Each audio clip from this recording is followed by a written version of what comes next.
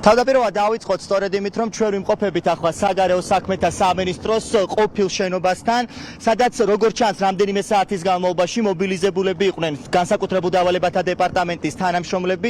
პირველის კამერამ რამდენიმე წუთის წინ გადაიღო მათი მობილიზება და როგორც ვრცელდება ინფორმაცია, სწორედ ამ ეზოში იყვნენ სპეცდანიშნულების რაზმის თანამშრომლები რამდენიმე საათის განმავლობაში. როგორც ჩანს, ისინი ელოდებოდნენ სპეციალურ ბრძანებას ახალი შეფისგან, თუმცა არ გახდა საჭირო, რომ განსაკუთრებულ დავალებათა დეპარტამენტის თანამშრომლები რუსთაველის გამზირზე ჩასულიყვნენ და აქციის მონაწილეები დაერბიათ. სულ რამდენიმე წუთის წინ დატოვეს მათ მიმდებარე ტერიტორია, მას შემდეგ რაც აქ პირველის კამერა გამოჩნდა. ჩვენ გვქონდა შესაძლებლობა განსაკუთრებულ დავალებათა დეპარტამენტის წარმომადგენლებს გავსაუბრებოდით, რა თქმა უნდა, მათ ვკითხეთ თუ რატომ იყვნენ ამ ტერიტორიაზე მობილიზებული, რას ელოდებოდნენ, ან ელოდებოდნენ თუ არა იმას, რომ რუსთაველის გამზირზე უნდა ჩასულიყვნენ და მშვიდობიანი აქციის მონაწილეები დაერბიათ, თუმცა მათ რა თქმა უნდა ჩვენს კითხვებს არ უპასუხეს.